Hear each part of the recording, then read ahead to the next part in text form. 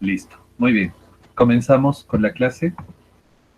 Esta semana, esta semana nos toca hablar sobre la farmacología gastrointestinal. Prácticamente es la segunda unidad. Toda la segunda unidad vamos a estudiar la farmacología gastrointestinal. ¿Ok? Toda la segunda unidad. Entonces, vamos a comenzar primero, ¿ya? Recordando un poco la fisiología del estómago, porque si no sabemos la fisiología del estómago y un poquito de anatomía, no vamos a entender la clase, ¿ok? Y no vamos a entender prácticamente la mitad de esta unidad. Así que por favor presten atención, vamos a hacer un repaso primero de lo que es la fisiología gastrointestinal. A ver, en lo que respecta a la fisiología gástrica y parte de lo que es la anatomía del estómago, ¿no? Porque se supone que esto ya lo han visto. Así que vamos a hacer un pequeño repaso, un repaso de lo que es anatomía y fisiología. ¿Ok? Acá tenemos al estómago. Pueden observar ustedes en la imagen el estómago. ¿Y qué es lo que me importa? Me importa que recuerden la unión, la unión del esófago con el estómago, esta zona, la unión del esófago con el estómago tiene marcada una área, una zona específica, y esa zona se denomina cardias. El cardias es la primera porción del estómago. El cardias es la parte que conecta el estómago con el esófago. El cardias. ¿Ok? Y ahí lo tienen ustedes de un color verde más oscuro. Luego encontramos el fondo del estómago. El fondo del estómago. Característica del fondo del estómago es que en el fondo del estómago encontramos, encontramos aire. Entonces cuando revisamos el estómago, ojo, en el estómago, en el fondo, ojo, encontramos aire. Es por eso que siempre va a haber aire dentro de nuestro estómago. ¿Y dónde está ubicado el aire? En el fondo.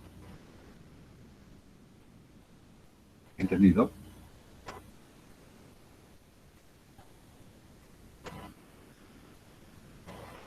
Recuerden eso. Ahora, después del fondo, la parte más grande del estómago, la parte más grande del estómago viene a ser el cuerpo del estómago. Ojo con eso, cuerpo del estómago. ¿Ok? El cuerpo del estómago es la parte más grande, es la zona donde se ubican los alimentos, ¿ya? Es la zona donde se ubican los alimentos. ¿Y qué más podemos decir? Se supone que ahí es donde ocurre la mayor parte de la digestión, ¿ok? Mayor parte de la digestión, ¿ya? Y después del cuerpo viene una zona que está pintada ahí, ustedes fíjense, de color morado, ¿ya? Esa zona de color morado viene a ser el antro, ¿ok? El antro es la zona límite entre la salida y el cuerpo del estómago, el antro. ¿Ya? Ahí fíjense dónde está ubicado el antro. Luego del antro viene la parte final del estómago que viene a ser el píloro, que está ahí de un color azul. El píloro. ¿Ya? El píloro viene a ser la salida del estómago. ¿Ya? Entonces, recuerden ustedes, esas vienen a ser las partes de un estómago. Ahora, tenemos que recordar lo siguiente, que existe la famosa úlcera péptica. La úlcera péptica es una patología que va a aparecer, es una patología que aparece a nivel del duodeno, esta parte de acá, el duodeno, o también puede aparecer a nivel del estómago, ¿ok? En el duodeno o en el estómago. Ahí puede aparecer la famosa úlcera. Recuerden, la úlcera a nivel del duodeno o a nivel del estómago. ¿Por qué puede aparecer a nivel del duodeno? Porque el ácido puede salir del estómago y el ácido cae al duodeno. Entonces el duodeno se comienza a quemar. Por eso aparece la úlcera a ese nivel. Ahora, en el estómago, bueno, en el estómago pues las úlceras aparecen por dos motivos, ¿no? ¿Cuáles son los motivos de las úlceras? ¿Por qué el estómago tiene úlceras?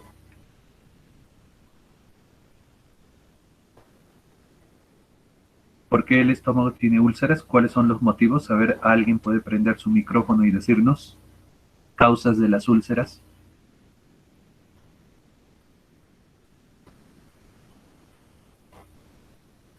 A ver, lúzcanse. Ustedes ya han hecho patología.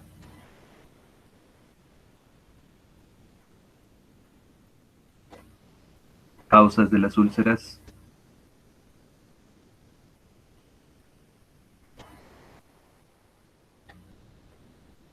A ver, pero hemos quedado que tienen que utilizar el micrófono. Así es que ahorita les voy a bloquear el chat. Listo. El chat está bloqueado. Así que usen el micrófono. Causas de las úlceras. Apuren que en la grabación está quedando esto y ustedes van a quedar mal.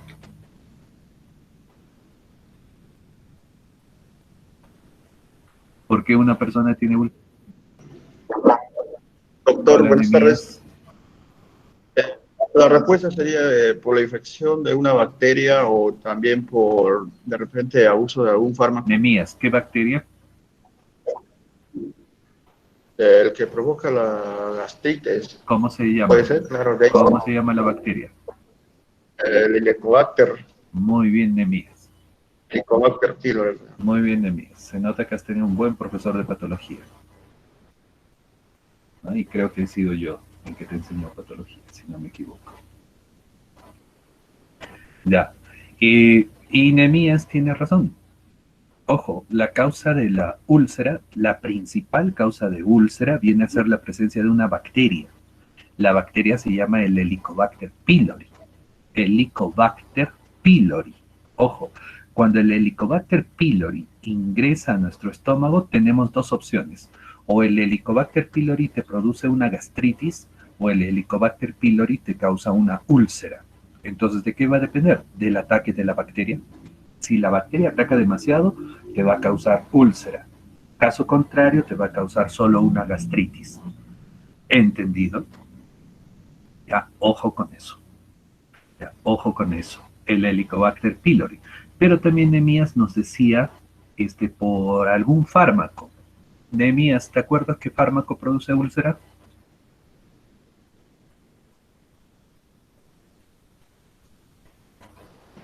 No, doctor, la verdad se me ha ido.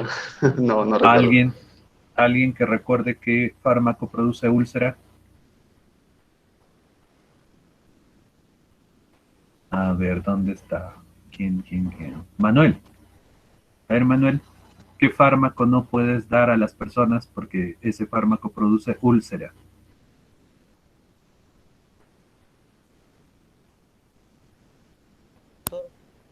¿Qué fármaco produce úlcera, Manuel? El ibuprofeno, ¿Cómo se llama su familia? el, el, los AINES, Los AINES. Muy bien, Manuel. Otro fármaco, otra familia.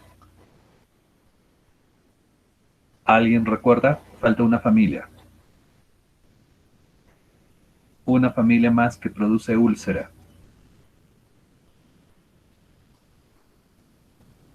Apuren, chicos, ustedes son de farmacia.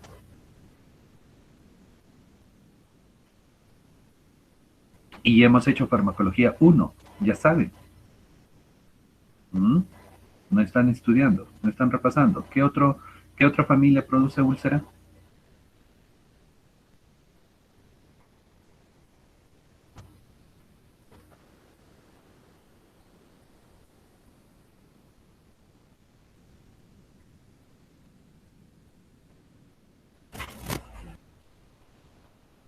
A ver, ¿quién fue? doctor, el ácido Dime. salicílico, la aspirina, Ya, pero eso es AINES. Estamos dentro de los AINES. otra familia que no sea AINES, porque si hablamos de AINES, recuerden, si yo digo AINES, el ácido acetil salicílico de 500 miligramos, el ibuprofeno, el naproxeno, el diclofenaco, ketorolaco, etcétera. Todos esos son AINES. Entonces, todos ellos pueden provocar úlcera. Aparte de los AINES, otra familia que puede provocar úlcera.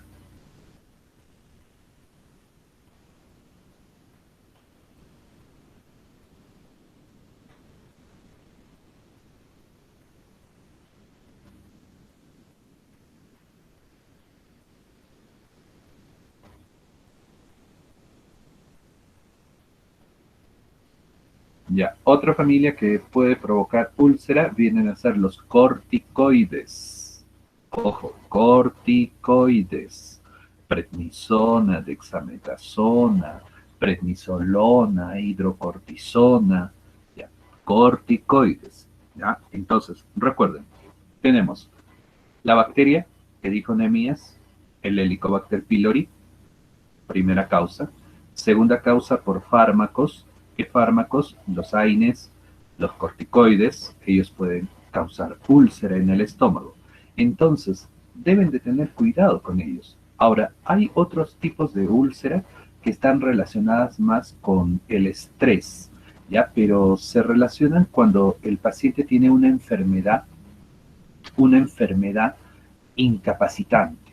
O sea, por ejemplo, que el paciente esté en cama y no pueda caminar, por ejemplo. Entonces esa persona se va a estresar, ¿ya? Y por esa situación se puede quemar el estómago.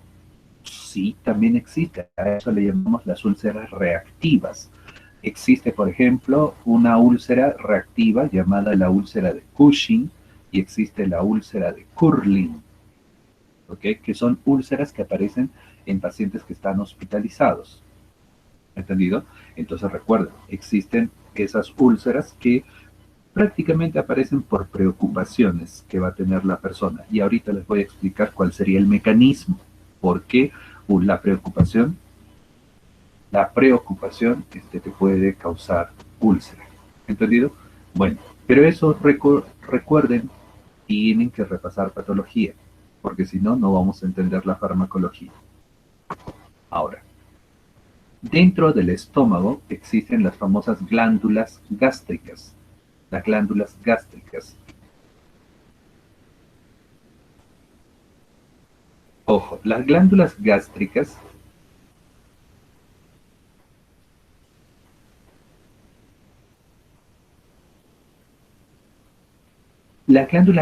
del estómago tienen una característica. Estas glándulas gástricas están formadas por diferentes tipos de célula y cada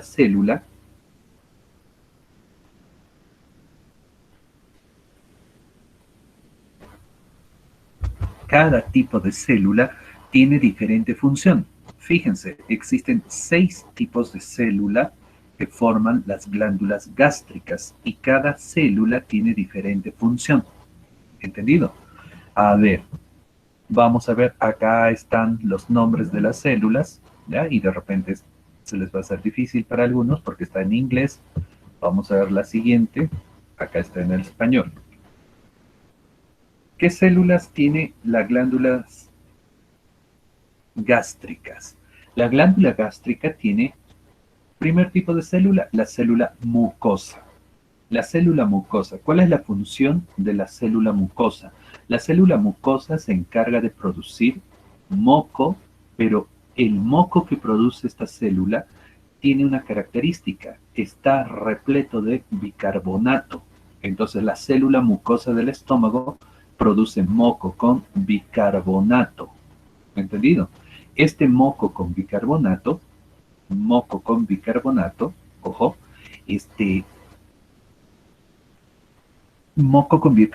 jóvenes, va a proteger al estómago. ¿Por qué?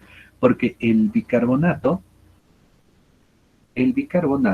ojo, es una sustancia de pH básico. Entonces, cuando el bicarbonato choca con el ácido del estómago, va a haber el choque de dos pHs distintos, pH básico versus pH ácido. Y cuando chocan, se anulan. Entonces, de esta manera, este moco protege al estómago. Como es moco, el moco se va a pegar en todo el interior del estómago y va a proteger todo el interior.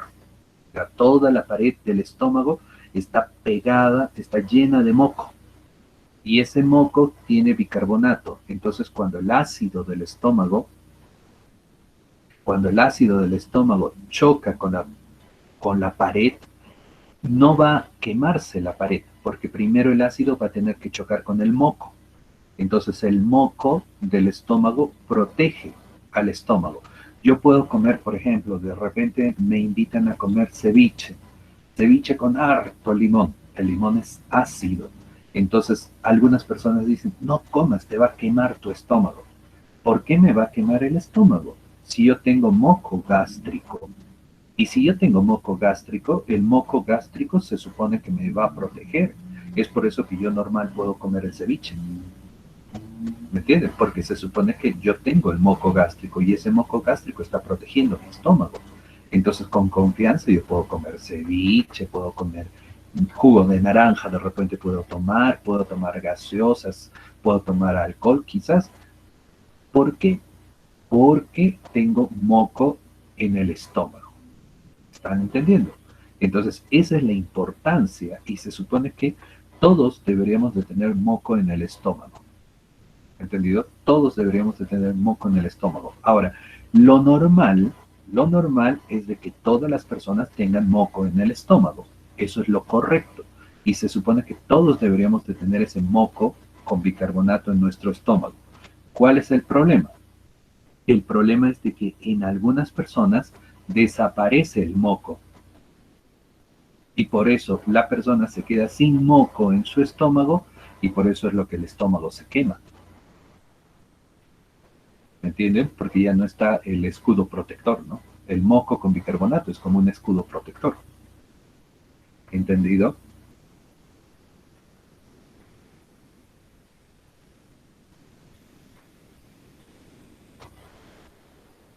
¿Se entiende? Sí, doctor, se entiende. Listo. Ahora, la siguiente célula viene a ser la célula parietal. Célula parietal. ¿Cuál es la función de la célula parietal? Se dice que la célula parietal es la célula productora de ácido. Pero lo que vamos a aprender ahora es de que la célula parietal es una célula que participa en la producción de ácido. ¿Ok? Por eso ahí he puesto ácido clorhídrico. Bueno, participa en la producción de ácido. ¿Y para qué sirve el ácido clorhídrico? El ácido clorhídrico se encarga de digerir los alimentos.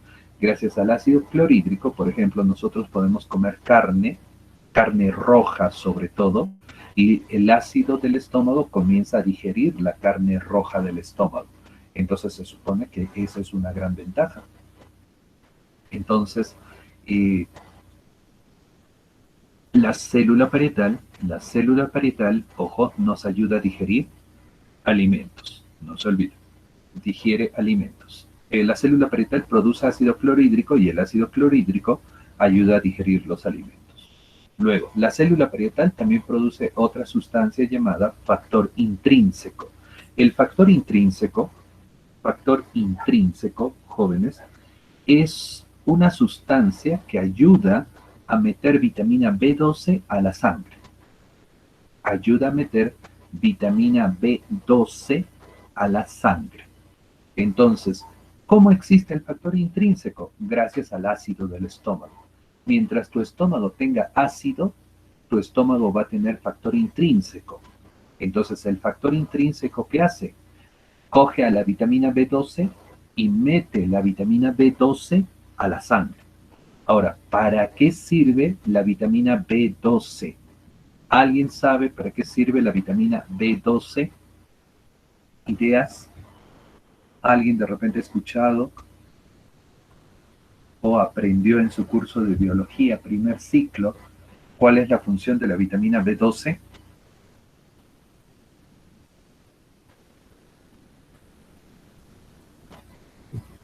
A ver, alguien.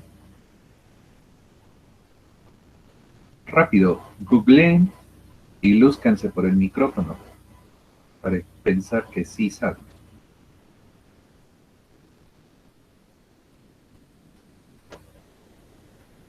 Puren.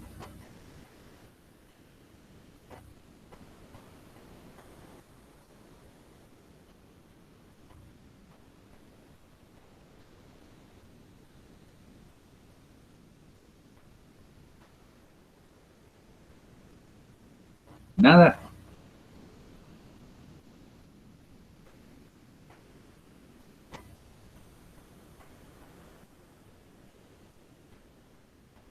Ahí está. Doctor, podría decir que es una vitamina multipropósito que ayuda en diferentes problemas que de repente podría presentar el ser humano, ¿no? Por sí, problemas de anemia o en caso problemas de retención en cuanto al cerebro, a las neuronas, todo eso, doctor. Algo así me acuerdo un poco de mi curso de biología, no, microbiología, diría. Y ahí los demás. ¿Alguien más quiere opinar?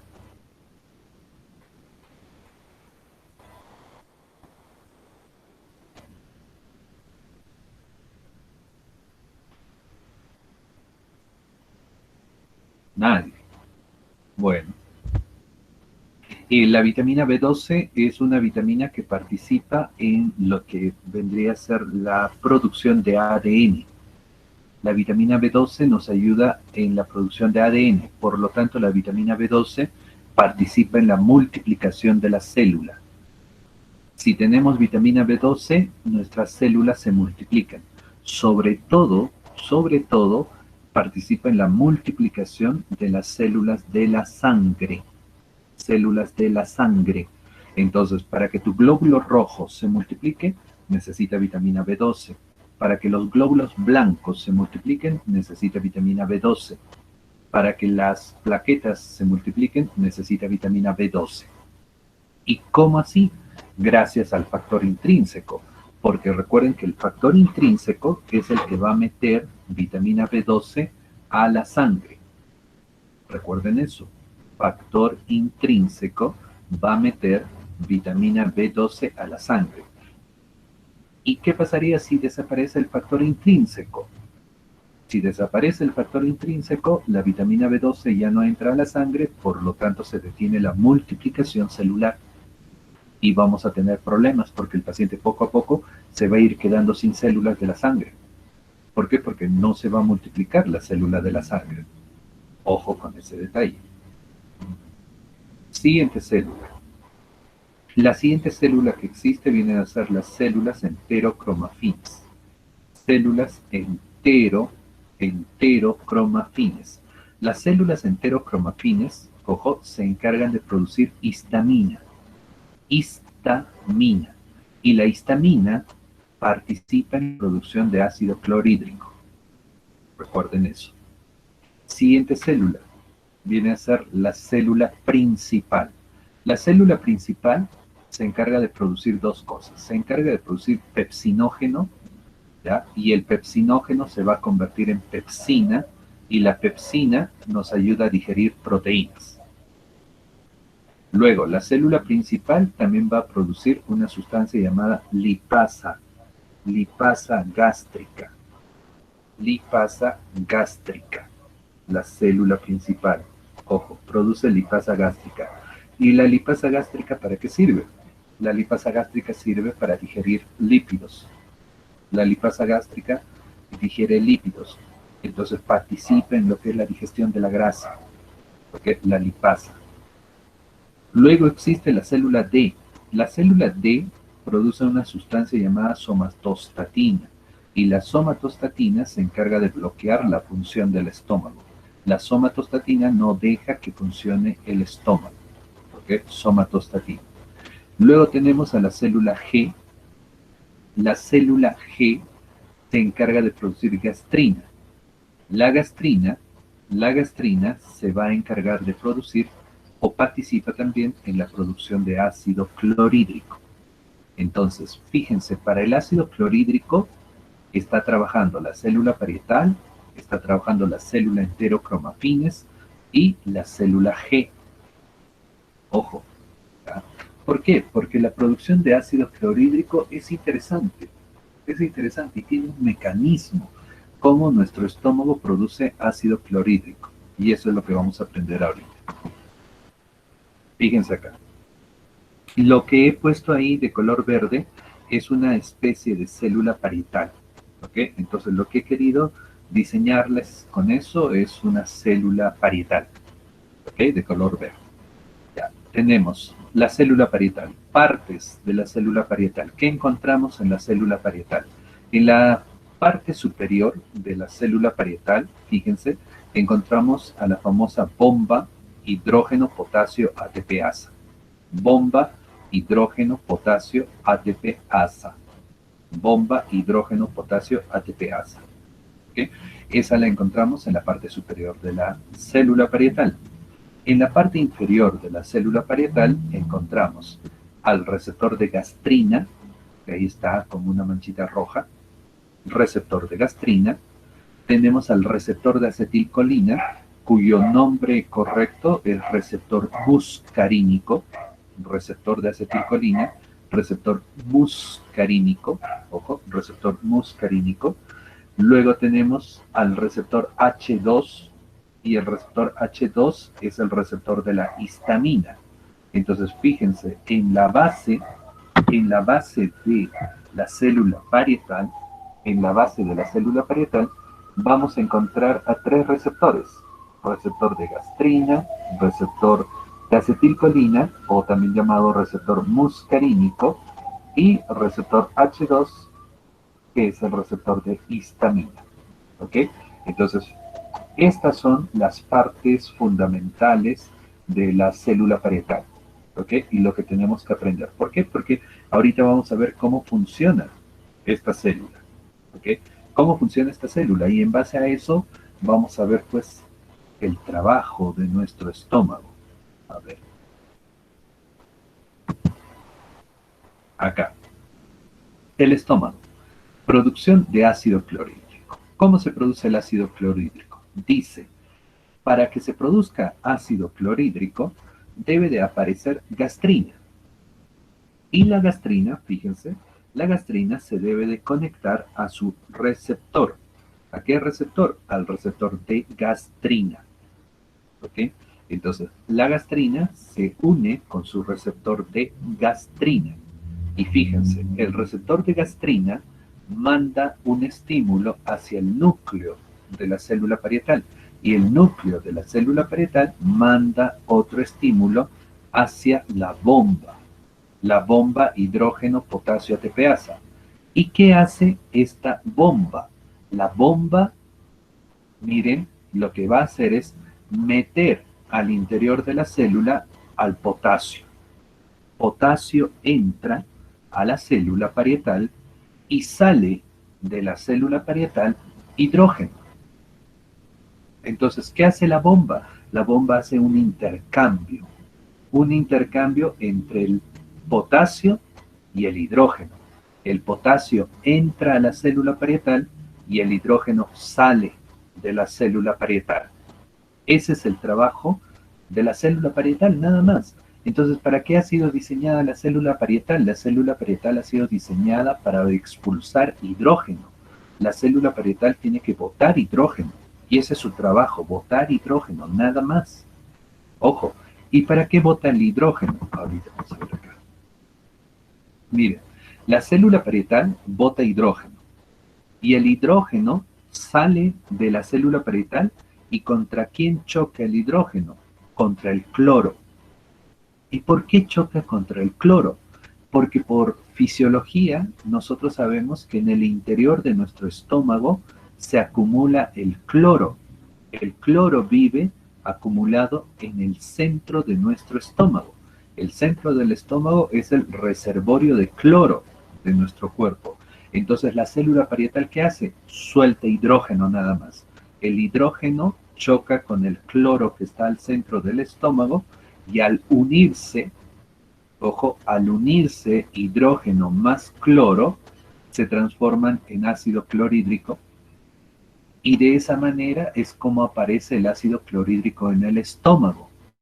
¿Por qué aparece? Porque la célula parietal expulsó hidrógeno. Y ese hidrógeno chocó con el cloro que estaba en el centro del estómago y se convirtieron en ácido clorhídrico.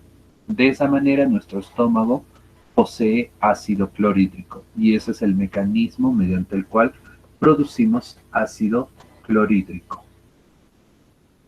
¿Entendido? ¿Se entiende hasta ahí? Supongo que sí.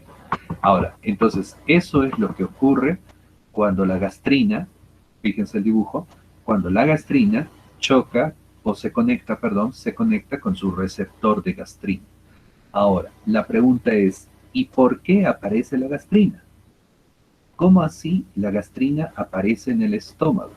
La gastrina aparece en el estómago cada vez que masticas.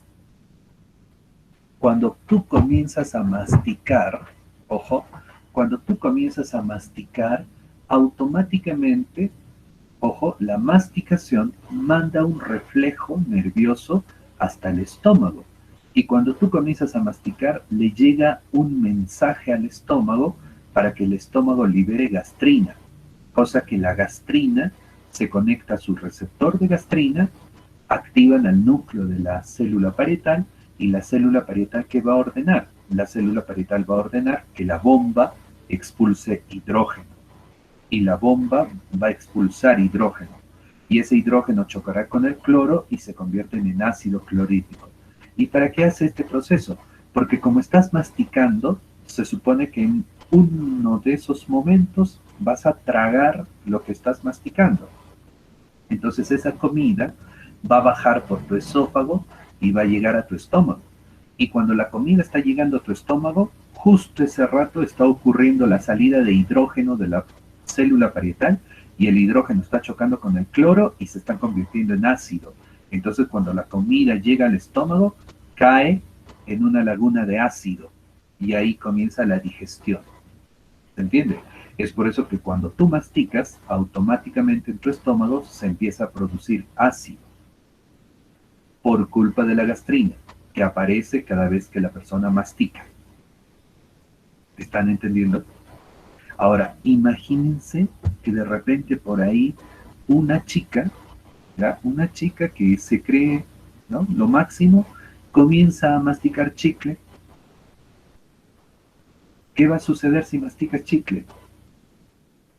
Masticas chicle, estás masticando, entonces cada vez que masticas ese chicle, ¿qué va a suceder? Va a mandar la señal al estómago y tu estómago va a empezar a producir ácido y todo tu estómago se va a llenar con ácido. ¿Caerá la comida? No, no hay comida.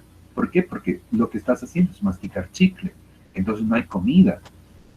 ¿Entiendes? Otra cosa sería, por ejemplo, que es hora del desayuno y durante el desayuno comienzas a masticar, entonces tu estómago se prepara y suelta el ácido para recibir a tu desayuno. O en hora de tu almuerzo, almuerzas, estás masticando y tu estómago se prepara para recibir a tu almuerzo. ¿Entiendes? Y en la cena la misma historia. Es por eso que ustedes habrán escuchado siempre decir que cuando se come se tiene que masticar muy bien, porque si no masticas bien, no hay buena digestión. Bueno, ahí está la explicación.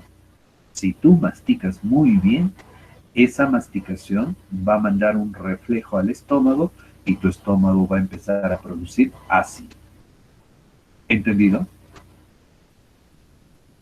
¿Alguna consulta? Doctor, una pregunta. El potasio entra a la célula, ¿cierto? Y el hidrógeno sale.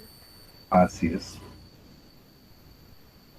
Sí, el potasio entra a la célula y ahí se va a quedar dentro de la célula el potasio.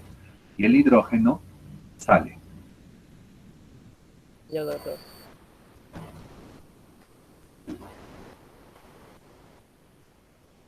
Ya. Ahora, lo interesante acá pues es de que las personas que mastican por gusto, ¿ya? Las personas que mastican por gusto empiezan a soltar ácido.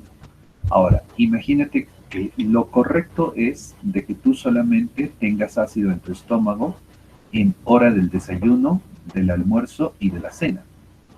¿Por qué? Porque se supone que ahí vas a masticar. Entonces ahí es donde vas a producir ácido. ¿Me entiendes? Ahora, ¿qué pasaría si de pronto esta persona tomó su desayuno a las 7 de la mañana, pero como a las 10 de la mañana dice antoja una, una galleta, una fruta, y 10 de la mañana va a volver a masticar? ¿Qué significa que vuelva a masticar? Si vuelve a masticar a las 10 de la mañana, va a volver a producir ácido. ¿Y va a producir ácido para qué? ¿Para un pedazo de galleta nada más?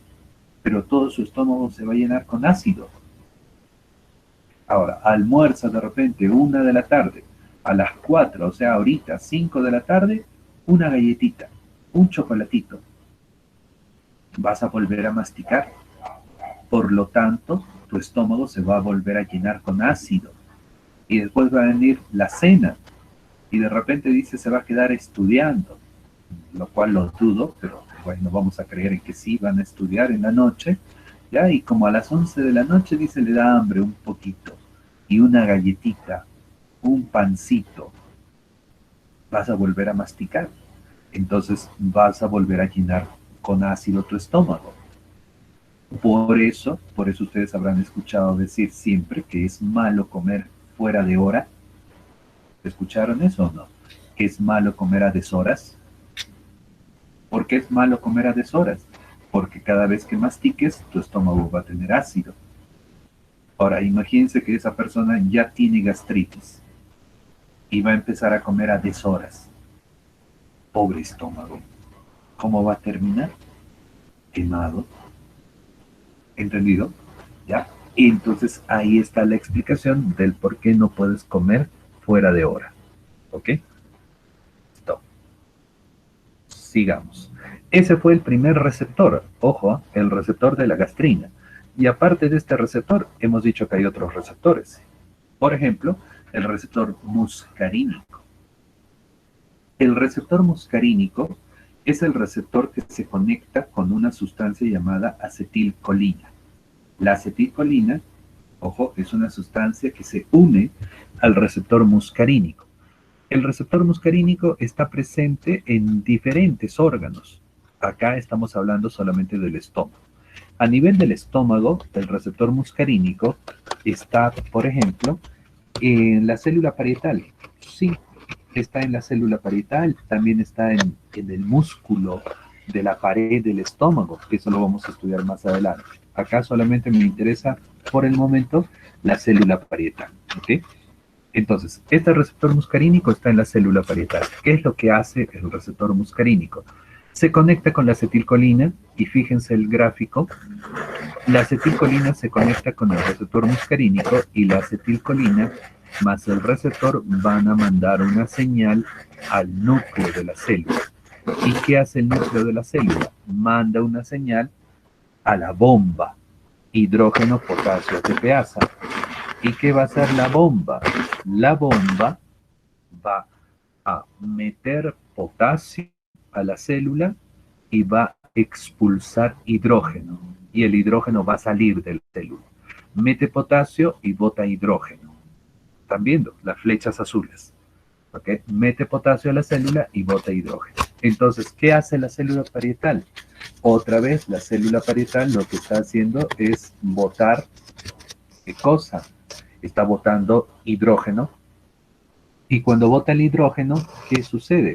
Este hidrógeno, el hidrógeno va a chocar con el cloro que está al centro del estómago. El hidrógeno choca con el cloro que está al centro del estómago y al chocar hidrógeno con el cloro se convierten en ácido clorhídrico. Entonces, ¿se repite la misma historia? Sí, se repite la misma historia. Pero en este caso es a través de otro mecanismo. ¿Cuál es el mecanismo? El mecanismo es la unión de la acetilcolina con el receptor muscarínico de la célula parietal. Entonces, acá lo que están utilizando es acetilcolina. Ojo, acetilcolina. La pregunta es, ¿y La acetilcolina, ¿cuándo aparece?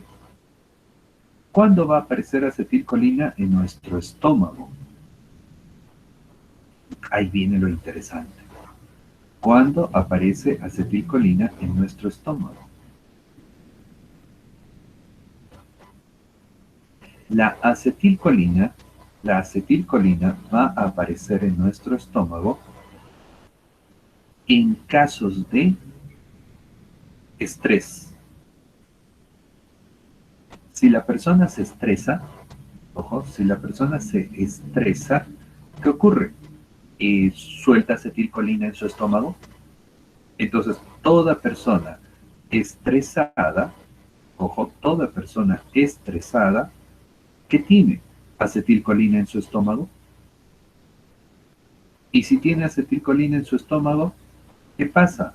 La acetilcolina se va a unir al receptor muscarínico y el receptor muscarínico va a activar a la bomba, ¿no? A las finales activa la bomba, suelta hidrógeno y el estómago se llena con ácido. Es por eso que una persona que está estresada, su estómago se llena con ácido. Ojo, el estómago de la persona estresada se llena con ácido. Entonces, ¿hay riesgo de que se queme? Sí, pues, porque el estómago se está llenando con ácido. Ahora, ¿cuál es el riesgo? Que justo ese día que se llena con ácido su estómago, el paciente no tenga moco gástrico. Y si el paciente no tiene moco gástrico, ya imagínense pues, paciente sin moco gástrico y su estómago se llenó con ácido. ¿Quién lo va a proteger? Nadie. Y por eso el estómago se va a quemar. Ojo, ¿por qué? Porque no tiene el moco protector. No tiene el moco protector. Por eso es recontra importante de que exista el moco protector. Sin moco protector, el estómago se quema. Y peor todavía, imagínate, ¿cuántos de ustedes estarán estresados? Y por el estrés, son problemas amorosos, problemas familiares, problemas económicos. ¿Qué hace? Aparece acetilcolina en tu estómago. Y por lo tanto, cuando aparezca acetilcolina en tu estómago se va a quemar. ¿Entendido? Ahora, no solamente con el estrés, cuando también se puede quemar tu estómago. La acetilcolina, jóvenes, aparece también cuando la persona reniega. Ojo con ese detalle. Si la persona reniega, ojo, la persona es renegona, ¿qué ocurre? Si la persona es renegona, va a tener acetilcolina en su estómago. Cada vez que una persona reniega, ojo, cada vez que una persona reniega, tiene acetilcolina en su estómago. ¿Entendido? Es por eso que no sé si ustedes alguna vez habrán visto, habrán escuchado, que las personas renegonas sufren de úlcera en el estómago.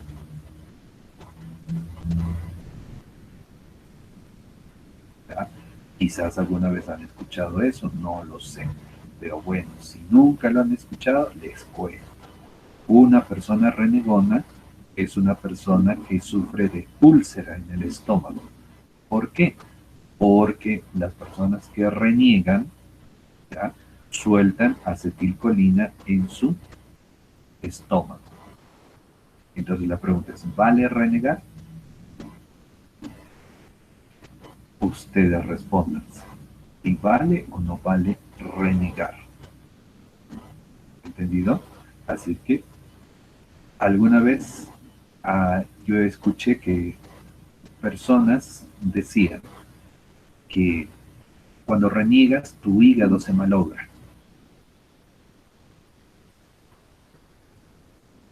¿Qué pasa? Que es mentira, pues tu hígado no se va a malograr. Cuando tú reniegas, lo que se va a malograr es tu estómago. ¿Entendido? Es tu estómago. Y alguna vez de repente ustedes han escuchado decir, no, cuando yo reniego, boto bilis, empiezo a vomitar amarillo. A ver, ¿qué es el vómito?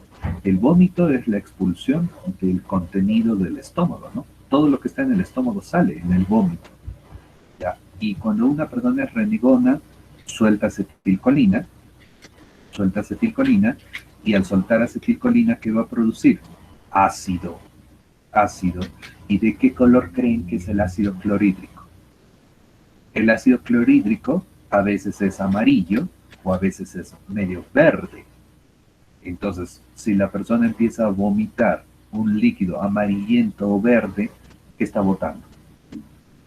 Ácido del estómago. Ojo, ácido del estómago. Y se relaciona justo, ¿por qué? Porque renegó la persona. Y justo cuando renegó, ahí es donde botó ácido. ¿Escucharon eso o nunca han escuchado de eso? Que la persona vomita. Incluso creo que por ahí le dicen colerina, le dio la colerina. No sé si eso ustedes han escuchado alguna vez. A ver, comenten. ¿Escucharon o nunca han escuchado eso?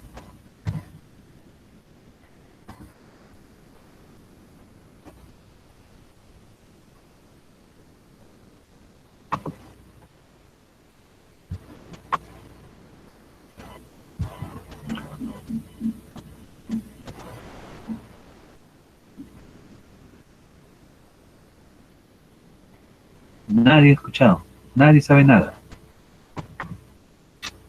No Doctor, comentan, no les voy a enseñar nada. confirmo de su metodología donde dice que las personas que reniegan sí les puede dar úlcera, porque yo en sí soy renegón y me dio justo eso, gastritis.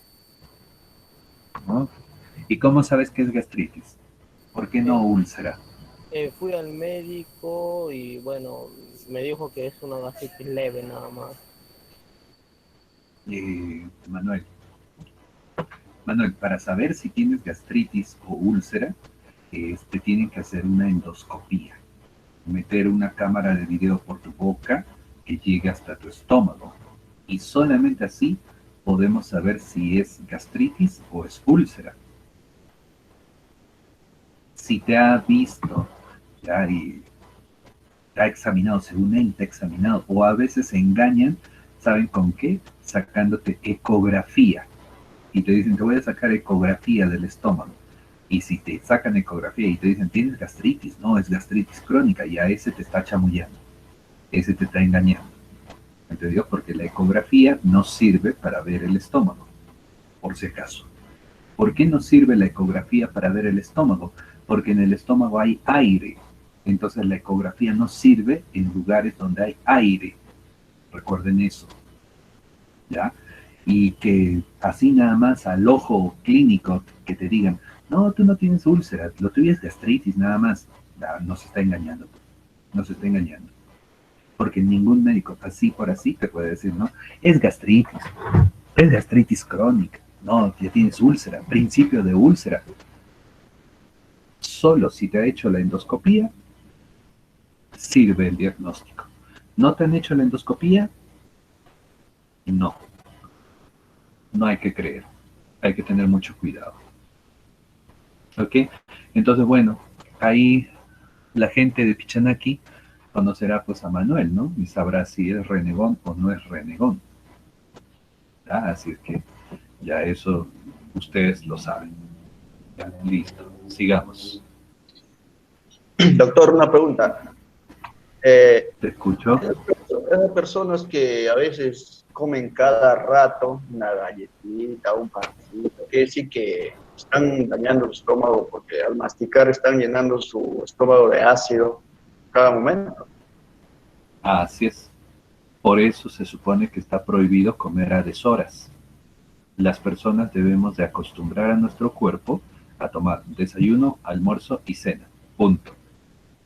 Nada de que a media mañana un poquito, a media tarde otro poquito, me antojé un poquito más acá. No. ¿Por qué? Porque se supone que estás llenando tu estómago con ácido. Por eso siempre hay esa frase, quizás algunos lo han escuchado, que el comer a deshoras hace daño.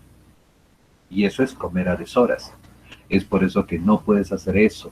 O que tú digas, por ejemplo, ya es tarde, no voy a tomar desayuno. Y te vas sin tomar desayuno. Y tu estómago ha producido ácido de repente, porque tu estómago estaba esperando la comida y no tomaste desayuno. ¿Qué va a suceder con todo el ácido que está lleno ahí? ¿Ya? Entonces hay que tener cuidado. Por eso se supone que tenemos que educar a nuestro estómago y debemos de aprender a tomar desayuno, almuerzo y cena. ¿Entendido? La diferencia está en las proporciones, en las cantidades que debes de comer. Se supone que en el desayuno tú debes de comer todo lo que tú puedas, todo lo que quieras en el desayuno. En el almuerzo se come más o menos, intermedia la cantidad. Y en la cena se come poco. ¿Entendido? ¿Ya? Entonces tienen que aprender a educar su estómago. Y a tomar un buen desayuno. Cosa que la comida que tú metas en el desayuno a tu cuerpo te dé energía para todo el día. Y en el almuerzo vuelves a meter comida y con eso ya te da energía para la tarde y la noche. En la noche solamente se come un poquito, nada más. Ojo, ¿por qué? Porque ya no se necesita energía. ¿Entendido? La energía la tienes que obtener en el desayuno. Y por eso en el desayuno tienes que comer de buena cantidad de comida. Desayuno. ¿Entendido? Doctor, entendido. Siguiente.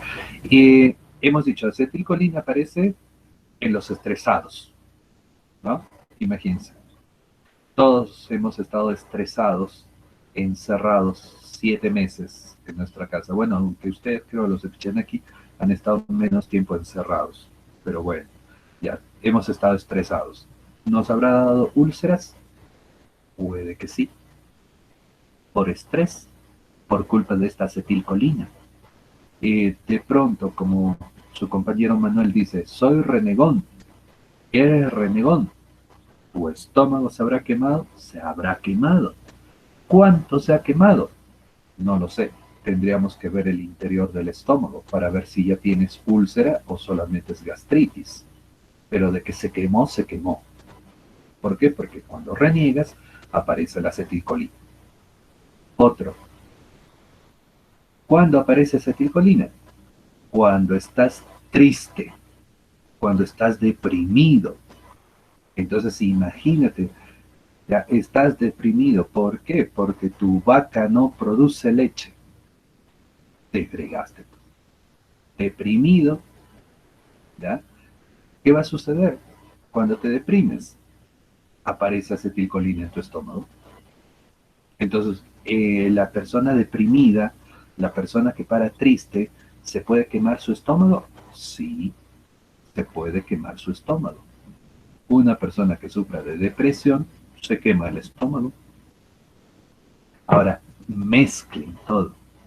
Que sea un deprimido y es deprimido, pero renegón y tiene problemas en su vida. Estrés. Pobre estómago de aquella persona que sea deprimida, renegona, estresada, pobrecito, pobre de su estómago. Entonces, ¿qué tienen que hacer? Cuidar su estómago, cuiden su estómago. Y se supone que solamente así van a poder vivir tranquilos, sin las molestias que produce el estómago. ¿Ok? Listo. Esa fue la acetilcolina. Ahora, seguimos. La histamina. Jóvenes, la histamina. La histamina, cuando aparece en nuestro estómago, la histamina se conecta al receptor H2. Y cuando la histamina se conecta al receptor H2, ¿qué pasa? Activan al núcleo de la célula y la célula activa la bomba y la bomba produce, la bomba suelta hidrógeno. Expulsa hidrógeno y ¿qué mete? Potasio. Y ese hidrógeno que salga chocará con el cloro y formarán ácido. Otra vez. Otra forma de producir ácido en nuestro estómago. Ahora, ¿quién es la culpable? La histamina. Y se supone que por culpa de la histamina vamos a producir ácido en el estómago. Ahora, ¿cuál es el detalle? ¿En qué momento aparece histamina? ¿Por qué aparece histamina en tu estómago? A ver, interesante esa parte. ¿Por qué aparece la histamina en tu estómago? Muy bien, les contaré. La histamina, la histamina aparece en el estómago de la persona. La histamina aparece en el estómago de la persona cuando, cuando la persona está despierta. Ahora piensen, cada vez que el ser humano está despierto, tiene histamina en su estómago. Y por lo tanto esa histamina, ¿qué está haciendo? Está produciendo ácido.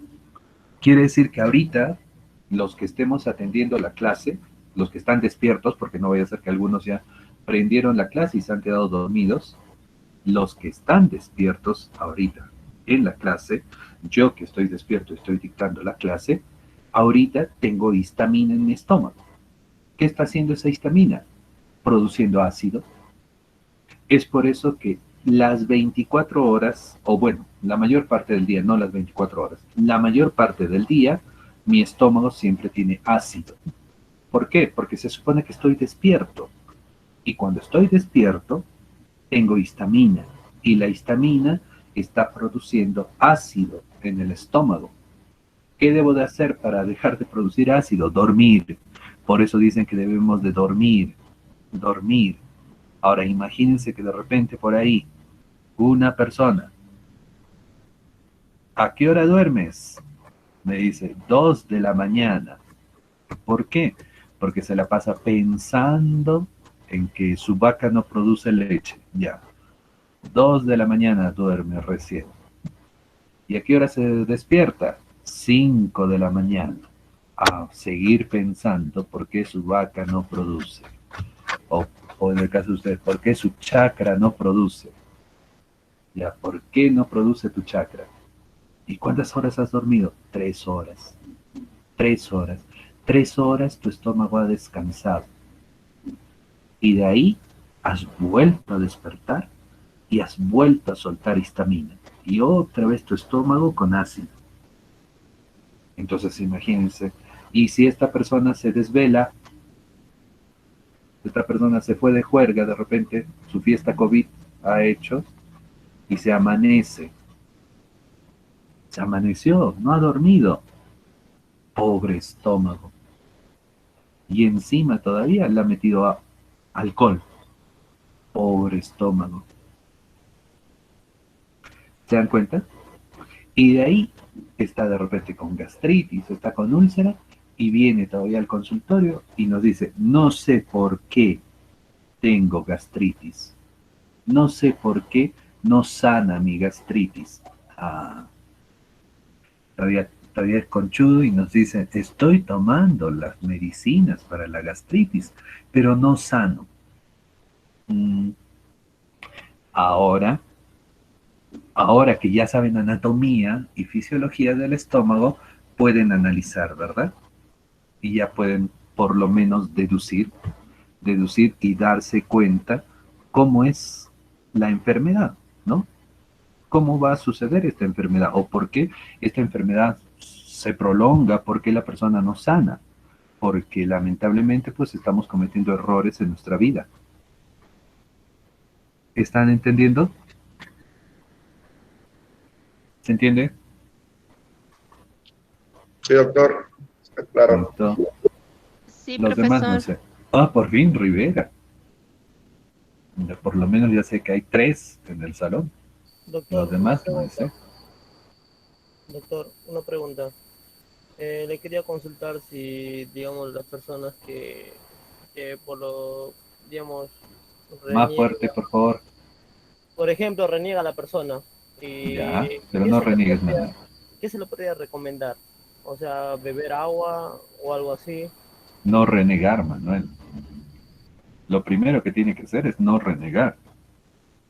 Y después, bueno, vamos a ver el tratamiento. Pues, Manuel, recién estamos empezando, Manuel. Recién estamos empezando. Tratamiento de la úlcera, Manuel, ya que es lo que te importa a ti, lo vamos a ver la próxima semana. No te preocupes.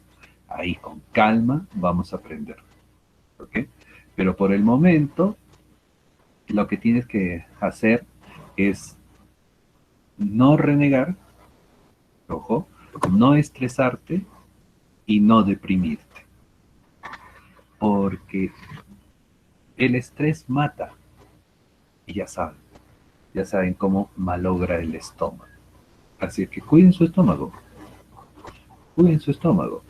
Ojo, por eso ordenen su vida. Ahora, de nada va a servir también, recuerda Manuel, de nada va a servir que ya, de pronto yo te doy el mejor medicamento para curar tu estómago y la persona sigue cometiendo errores en su vida. Entonces, por más excelente medicamento que yo te pueda recomendar contra la gastritis, contra la úlcera, si el paciente no cambia su estilo de vida, de nada sirve. Ojo, de nada sirve. El paciente va a seguir con la gastritis, va a seguir con la úlcera y conchudamente nos va a decir, ese médico no sabe. Ah, lo que me ha recetado por gusto. No sirve. ¿Cómo que no va a servir la medicina que le doy? El problema es que el paciente no ha cambiado su estilo de vida. Sigue comiendo a deshoras, come de repente alimentos picantes, frituras, comida chatarra, consume alcohol, trasnocha, se va de juerga, no duerme bien, para estresado, su chakra no produce. Imagínense, pobre estómago, pobre estómago. ¿Ya? Así que cuidado con eso. O por ejemplo, estas personas de acá en la sierra, por ejemplo, no sé cómo será en la selva, pero en la sierra, la persona que trabaja en la chacra mastica coca,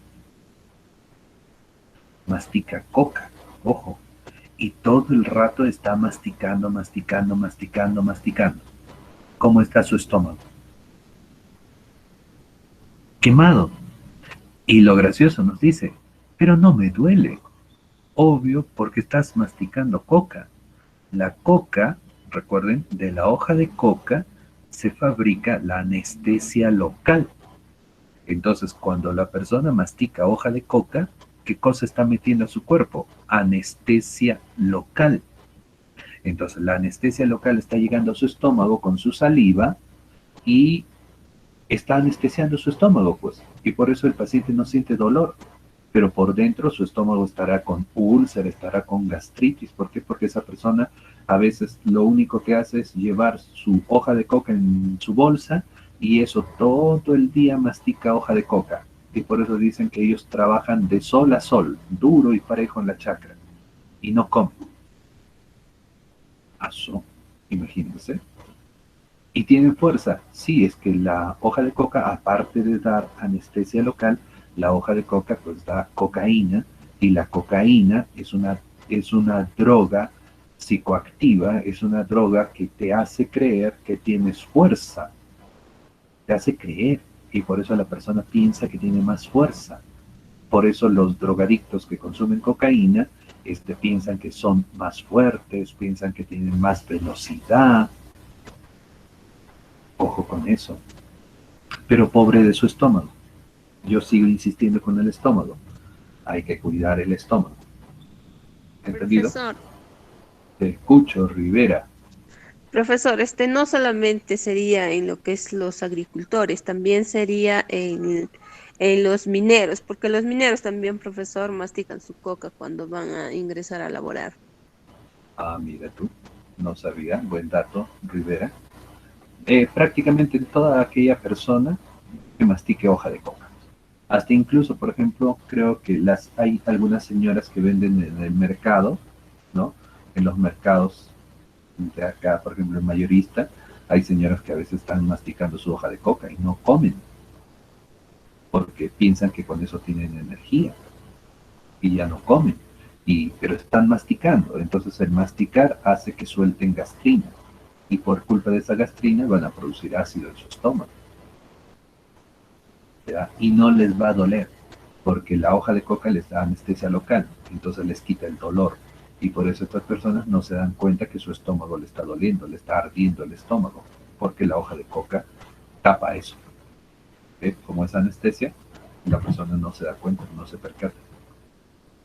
Ya cuando su estómago está destrozado, ahí recién se dan cuenta que hasta incluso ustedes saben que en la sierra es la zona donde existen mayor casos de cáncer de estómago.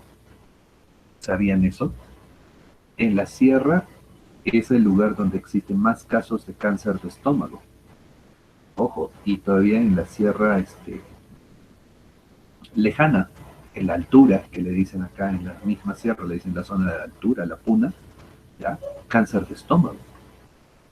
Ojo, y es bastante la cantidad de pacientes con cáncer de estómago. ¿Todo eso por qué? Bueno, es la mala alimentación, pues. A veces lo único que comen es cancha, papas sancochadas y punto, en lugares alejados. Y eso no es buena alimentación también. Ya hay que ver todas esas situaciones. ¿Ok? Listo, sigamos. Sigamos porque esto ya parece curso de patología y yo no enseño patología. Estos con su profe de patología lo tienen que discutir. ¿Entendido? Sí, profesor. Listo. Ana Eli.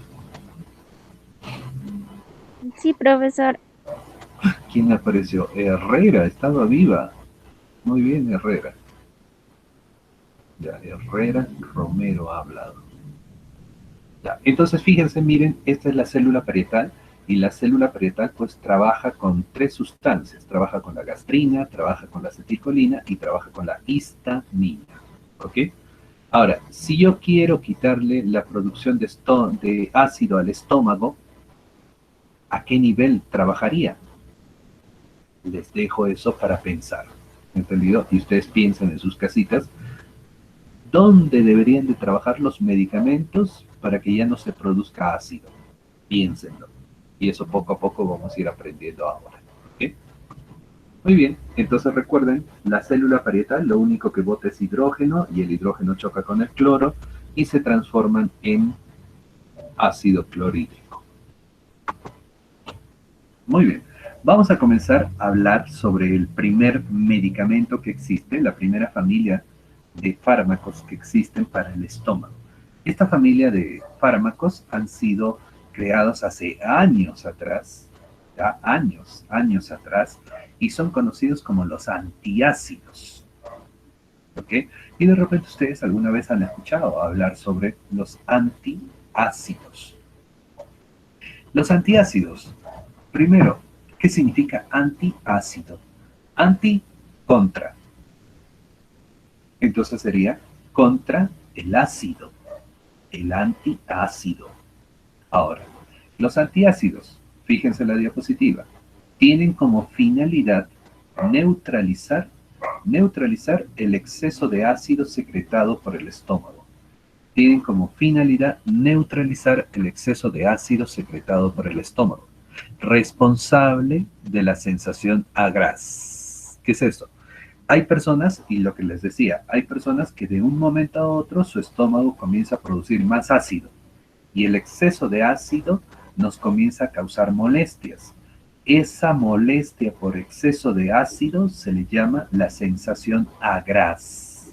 Sensación agraz, que es una sensación como que hubieses comido rocoto molido y tu estómago, y muchas veces las personas dicen, la boca del estómago es como que se calienta la boca del estómago, se hincha la boca del estómago, le arde, le quema, siente como si fuese fuego o como si fuese rocoto molido que ha comido y le quema el estómago.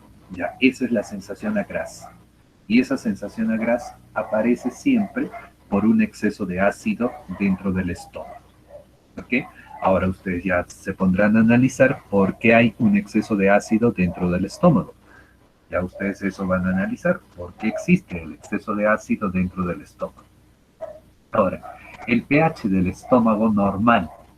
Para realizar adecuadamente la digestión, está comprendido entre 3.5 y 4. Entonces, el pH del estómago siempre debe de estar entre 3.5 a 4, el pH. Ojo con ese detalle. Entre 3.5 a 4, lo que significa que el pH del estómago siempre debe de ser ácido. Entonces, en el interior del estómago siempre vamos a encontrar ácido. Sí, ¿por qué? Porque mira, ahorita estamos despiertos. Entonces, al estar despiertos, tenemos histamina. ¿Y la histamina qué está ordenando? Que se produzca ácido. Entonces, mientras estés despierto, en tu estómago hay ácido por culpa de la histamina. Y si a eso le unes que de repente estás masticando, más ácido vas a tener. Y si eres renegón, más ácido vas a tener. Entonces siempre el estómago va a ser ácido. Ojo, nunca el estómago debe de perder la acidez. Dice, si el pH es superior, es decir, si yo le quito el ácido al estómago, se tiene la sensación de pesadez de estómago. O sea, ¿qué es lo que ocurre? Si tú le quitas el ácido al estómago, toda la comida se va a quedar amontonada en el estómago y el paciente va a sentir que el estómago lo tiene hinchado. ¿Ya? Incluso le puede dar la famosa indigestión. ¿Por qué? Porque como no hay ácido, ¿quién va a digerir la comida? Y por eso es lo que al paciente le puede venir la indigestión. Ojo, lo que vulgarmente ustedes de repente alguna vez han escuchado, el empacho. No sé si eso alguna vez han escuchado, ¿no? En la sierra le dicen el empacho, ¿ya? Técnicamente le decimos indigestión. ¿Y por qué va a ocurrir la indigestión? Porque el paciente, ojo, el paciente ha perdido ácido en su estómago. Entonces ese es un gran problema, que el paciente pierda ácido en el estómago. Por eso la persona no debe de perder el ácido y nosotros no deberíamos de quitarle ácido al estómago del paciente. Los antiácidos, ¿qué van a hacer? Los antiácidos le van a quitar el ácido al estómago. Entonces la pregunta es, ¿y eso será bueno o malo? ¿Será bueno o malo que le quitemos el ácido al estómago? A ver, ¿qué opinan? ¿Bueno o malo quitarle el ácido al estómago?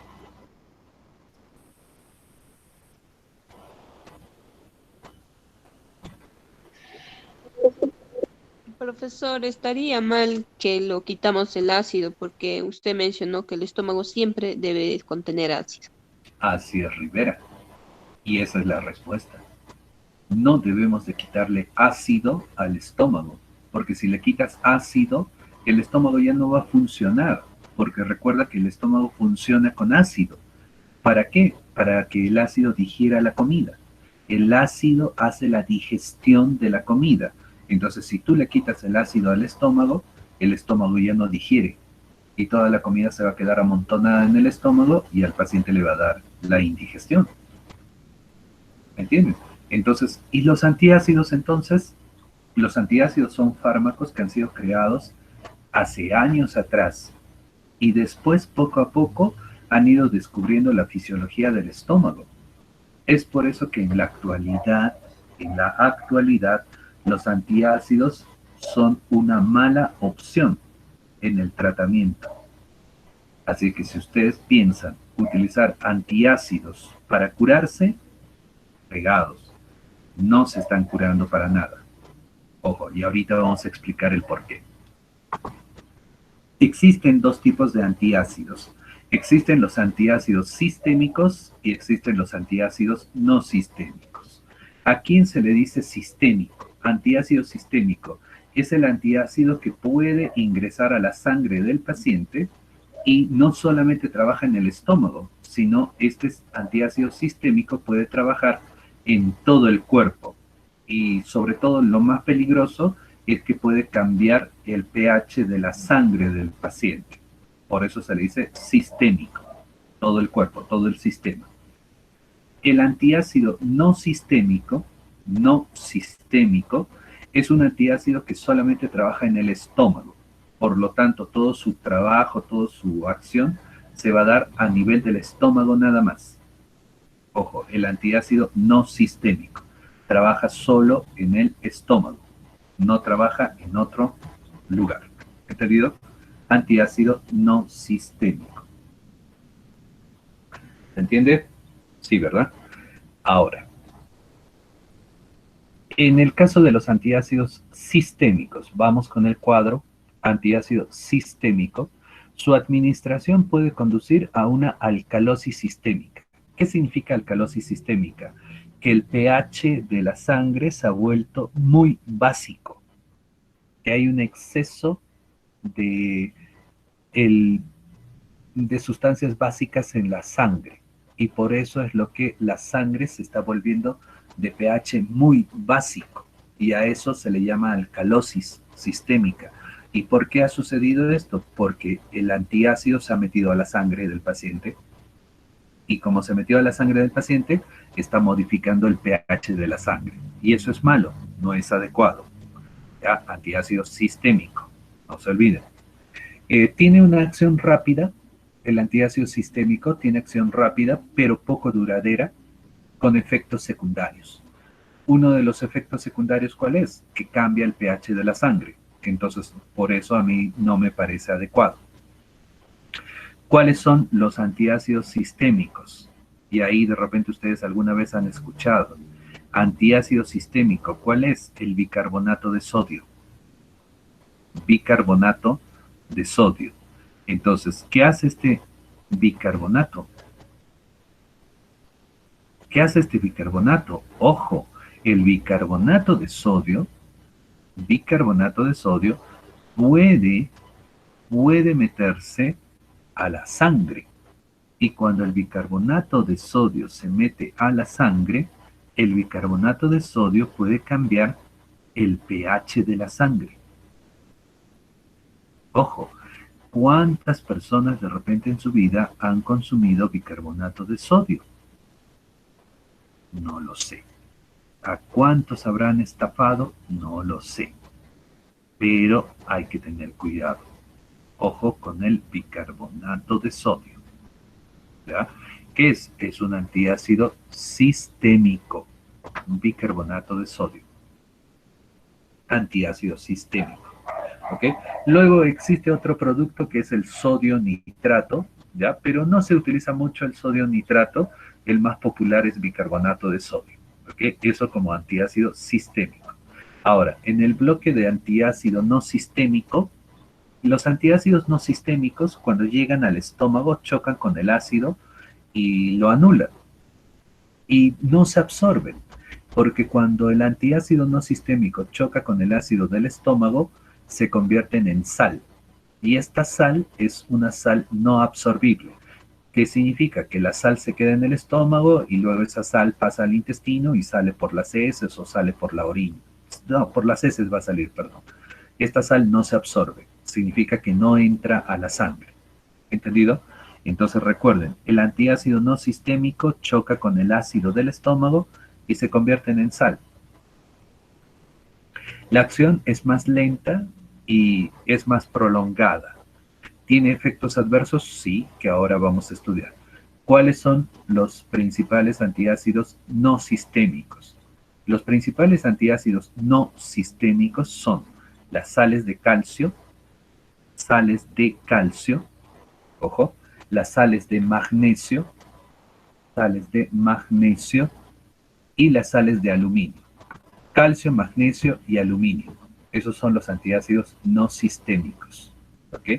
Calcio, magnesio y aluminio. Antiácido no sistémico. A ver, vamos. Los antiácidos de mayor uso. Bueno, los que tenemos en el mercado.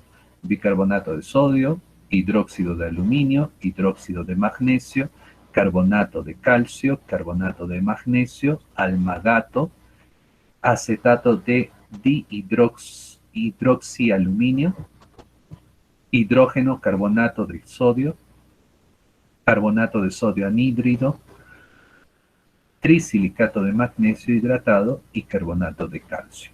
Estos son los antiácidos de mayor uso. ¿Cuál es el problema? El problema, jóvenes, de todos los antiácidos es de que cuando entran a tu estómago te van a quitar ácido. El ácido se va a bloquear automáticamente. Es por eso que las personas solamente se dan cuenta de ese efecto.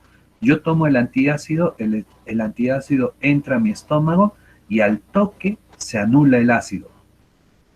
Y en ese momento se anula el ácido y al paciente le da una sensación de bienestar. ¿Por qué? Porque es como que había un incendio en el estómago y acabamos de apagar el incendio de golpe. Y todavía se siente fresco, dice el paciente. Excelente el antiácido. A momento. Ese ratito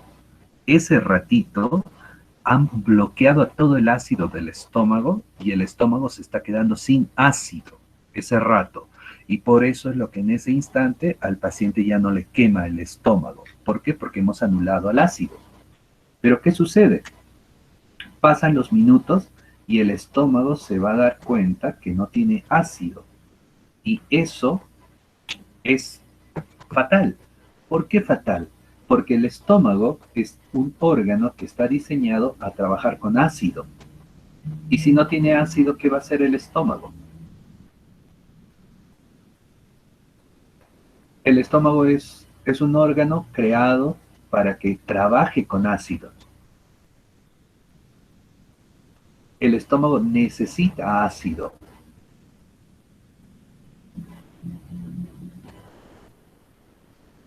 No podemos quitarle el ácido al estómago. Entonces, ¿qué va a suceder? El estómago se desespera porque no tiene ácido. Entonces, ¿qué hace el estómago? Automáticamente comienza a producir más ácido del que tenía. Y a eso le llamamos el efecto rebote. Entonces, cuando tú le das un antiácido al paciente, ese instante le anulas el ácido del estómago. Bien, se quedó sin ácido su estómago. Pasado por lo menos 1 hora o 2 horas, ¿qué va a suceder? El estómago va a reaccionar y el estómago va a empezar a producir más ácido del que tenía. Y peor, su estómago se va a llenar. Al cabo de 1 o 2 horas, el estómago se va a llenar con más ácido todavía y se va a quemar peor el estómago. ¿Y qué hace la persona? Como le empieza a quemar otra vez, ¿qué va a hacer el paciente? Vuelve a tomar el antiácido. Y si vuelve a tomar el antiácido, ¿qué le va a pasar?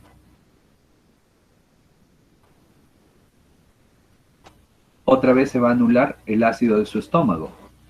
Y otra vez va a sentir la frescura. ¿Por qué? Porque acaba de anular el ácido del estómago. El estómago se quedó sin ácido nuevamente. ¿Qué va a hacer el estómago? Al cabo de 1 hora, 2 horas, el estómago se desespera porque no tiene ácido y va a ordenar que produzcan más ácido todavía. Y nuevamente se repite la misma historia. Entonces, ¿estoy curando yo al paciente con los antiácidos? ¿Qué opinan? No, profesor. No, no, doctor. ¿Por qué? El antiácido tan solo es un calmante, nada más como para el rato, pero no le estás curando.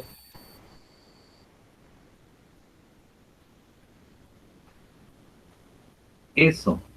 Muy bien, Manuel, lo que has dicho. Es un calmante, ¿cierto? Estamos engañando al paciente. Le estamos haciendo creer que le estamos curando, pero en realidad no estamos curando para nada al paciente, ¿eh? El paciente se supone que lo único que estoy haciendo, le estoy engañando y estoy haciéndole creer de que de esta manera estamos haciéndole un gran beneficio a la persona. Y falso, pues nosotros no le estamos curando para nada. Ese paciente no está recibiendo el tratamiento adecuado. Lo único que estamos haciendo es apagar el incendio por 1 hora o 2 horas y después otra vez el incendio se prende y por eso de nuevo le viene la molestia. ¿Qué hacen? Otra vez apagan el incendio 1 o 2 horas y después nuevamente le va a venir la molestia. Y eso es lo que la gente no entiende. Y por eso hay personas que dicen, No, sí, yo tomo mi antiácido y con mi antiácido estoy feliz. ¿Cómo vas a estar feliz? Si el antiácido no cura.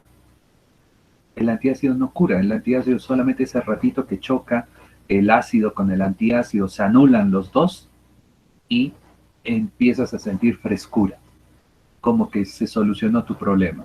Pero después de 1 o 2 horas vuelve otra vez la molestia. Entonces no hemos hecho nada, pues. Fíjense, empecemos con el antiácido sistémico. Doctor, una consulta, y en todo caso el sal de Andrews no es bueno consumir porque eso contiene hidrógeno y carbono, todo eso. Y incluso algunos vienen incluido paracetamol, todavía ahora hay un azulito, creo. Claro. Ahora ya el sal de Andrews ha perdido todo sentido porque han mezclado y han hecho un montón de combinaciones. El sal de Andrews nosotros lo consideramos dentro del grupo de los laxantes y eso vamos a estudiar más adelante, que es un laxante. Ahora, como trae magnesio, se puede considerar antiácido, pero no, es más usado como laxante que como antiácido. Solamente que la gente pues no sabe y la gente ya empieza a hacer tonterías en los tratamientos. Y esa es la verdad. Por desconocimiento. Ya, a ver, bicarbonato de sodio, vamos. Su acción es rápida y potente. Dura poco tiempo. Es poco empleado en clínica, ¿cierto? O sea, como receta del médico, no usamos bicarbonato de sodio. Solamente los charlatanes usan bicarbonato de sodio. Recuerden eso.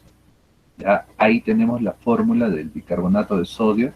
¿Qué pasa cuando el bicarbonato de sodio choca con el ácido clorhídrico? Se convierten en sal, cloruro de sodio, más CO2 y más agua.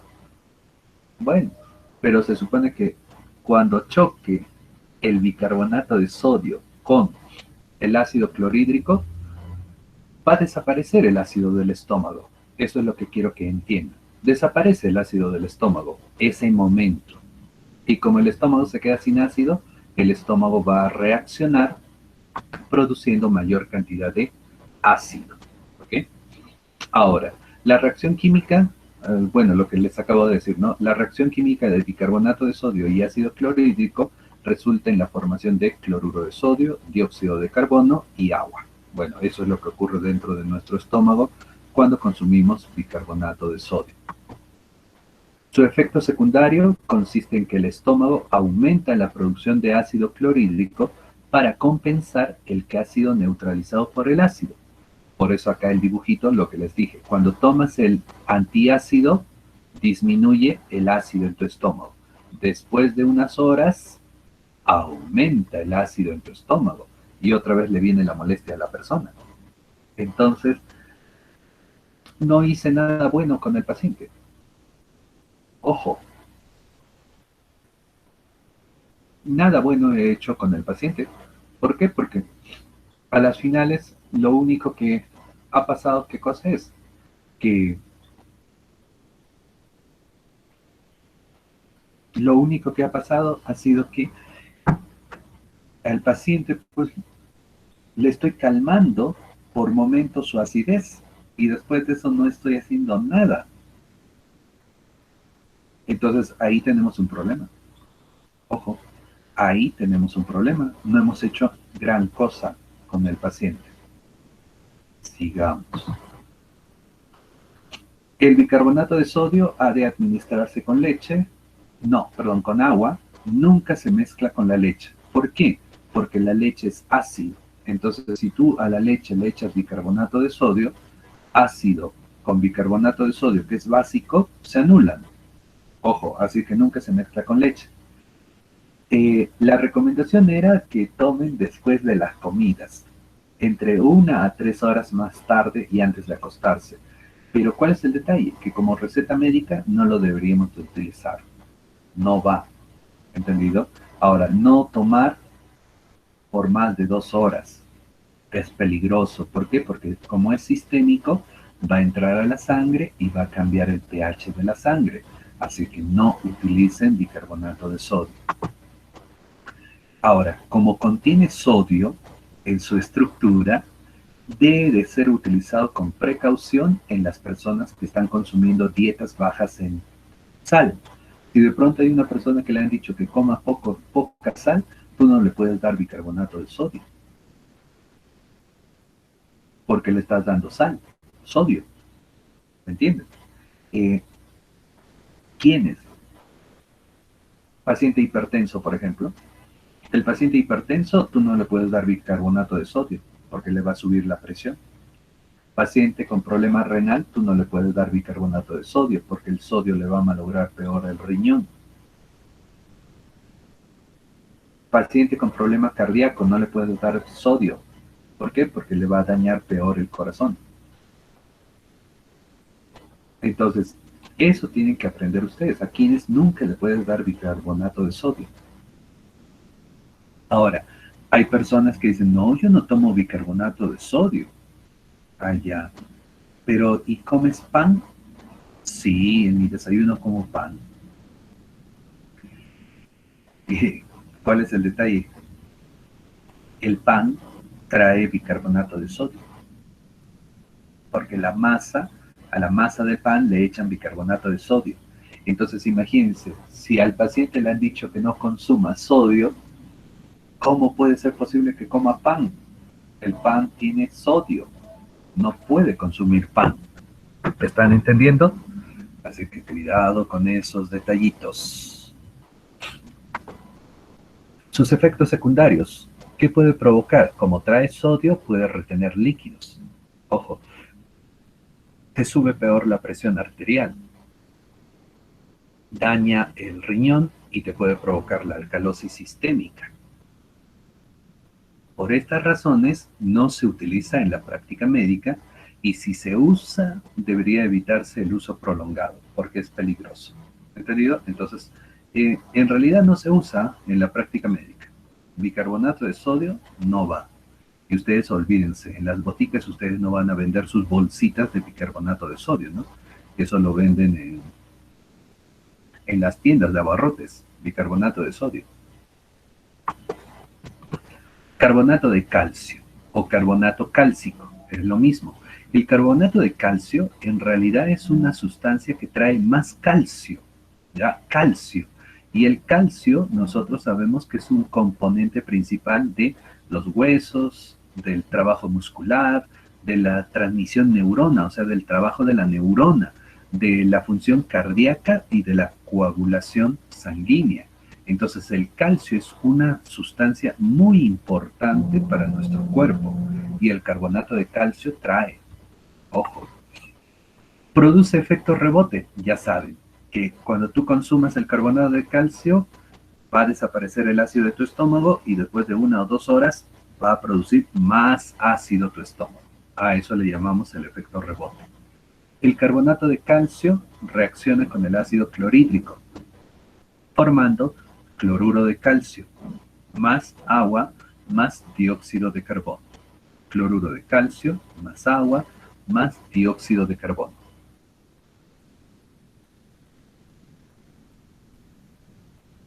Entonces, cuando el carbonato de calcio llega a tu estómago, el carbonato de calcio choca con el ácido y se convierte en cloruro de calcio. Luego, ese cloruro de calcio sale del estómago y pasa al intestino. Y cuando el cloruro de calcio pasa al intestino, otra vez se convierte en carbonato de calcio.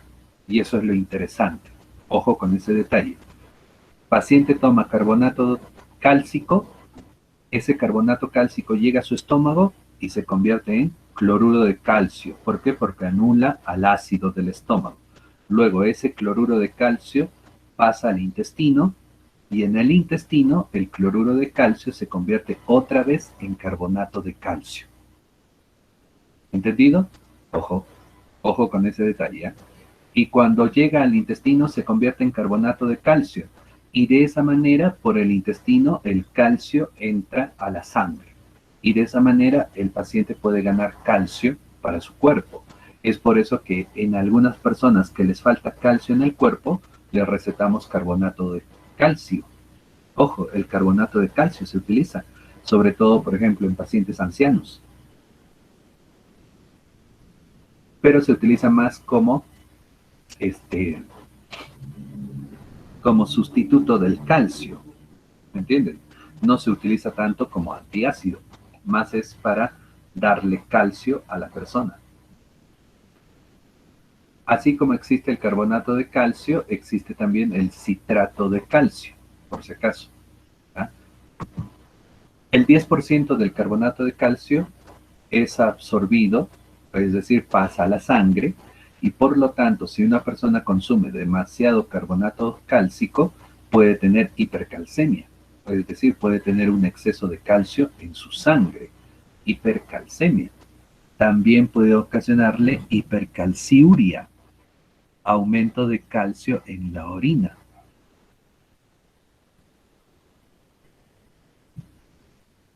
Ojo, aumento de calcio en la orina, hipercalciuria. Y depósitos de calcio en el riñón, y por lo tanto puede formar cálculos en el riñón. Entonces, una persona no puede consumir calcio así por así porque se le ocurrió o por si acaso. No puedes consumir calcio, porque si consumes calcio en exceso, hasta puedes formar cálculos en tu riñón. Si consumes calcio en exceso, te puede dar taquicardia y te puede subir la presión arterial. Entonces hay que tener mucho cuidado si es que alguna vez ustedes pretenden dar calcio, carbonato cálcico, citrato de calcio a una persona.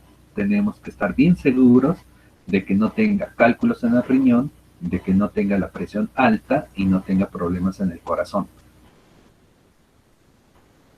Si no tiene ningún problema que he mencionado, le puedes dar calcio, si es que necesita el calcio. Si no, hay que tener mucho cuidado porque en vez de darle un beneficio, lo puedes perjudicar a la persona. ¿Ya? Así que no es correcto decir que a todos los viejitos les vamos a dar calcio para fortalecerle los huesos. No. Tú primero tienes que hacerle un chequeo a ese paciente para ver cómo está su riñón, cómo está su corazón y cómo está su presión. Si todo está correcto, muy bien, le puedes dar calcio. Caso contrario, no se le da calcio. Sus indicaciones, bueno, el carbonato de calcio se utiliza bastante para la osteopenia y también se utiliza en casos de osteoporosis, en hiperfosfatemia y bueno, se dice que también puede trabajar como antiácido, pero en la actualidad se utiliza más para los casos de osteopenia y de osteoporosis. ¿Entendido? Pero ojo, en casos de osteoporosis dice tratamiento preventivo, o sea, se utiliza para evitar que le dé osteoporosis. No es que se usa carbonato cálcico para curar la osteoporosis. No, ahí no dice tratamiento curativo, ahí dice tratamiento preventivo. ¿Ok? Tengan cuidado con ese detalle. Como contiene calcio, debe de ser utilizado con precaución por personas hipertensas, con personas con problemas renales o personas con problemas cardíacos. ¿Cierto? Lo que ya les dije. Puede interactuar con los siguientes medicamentos. Ahí tienen una lista de medicamentos que no deben de chocar con calcio. Entonces ustedes lean, aprendan qué medicamentos no deben de mezclarse con calcio. Fíjense, ahí está la lista. Siguiente antiácido. Otro antiácido viene a ser las sales de aluminio y las sales de magnesio, es decir, productos que traigan aluminio, productos que traen magnesio. Son menos potentes que el bicarbonato o menos potentes que el carbonato de calcio, el aluminio y el magnesio. Pero ¿cuál es el detalle? Que duran más tiempo en el cuerpo. Producen menos efectos secundarios. Pueden trabajar a nivel del movimiento del intestino, sí, también. Ahí viene el problema del aluminio y del magnesio. ¿Por qué problema? Porque el aluminio disminuye el movimiento intestinal. Por lo tanto, el aluminio puede producir estreñimiento. En cambio, el magnesio aumenta el movimiento intestinal. Por lo tanto, el magnesio puede provocar diarrea. Ese es el problema.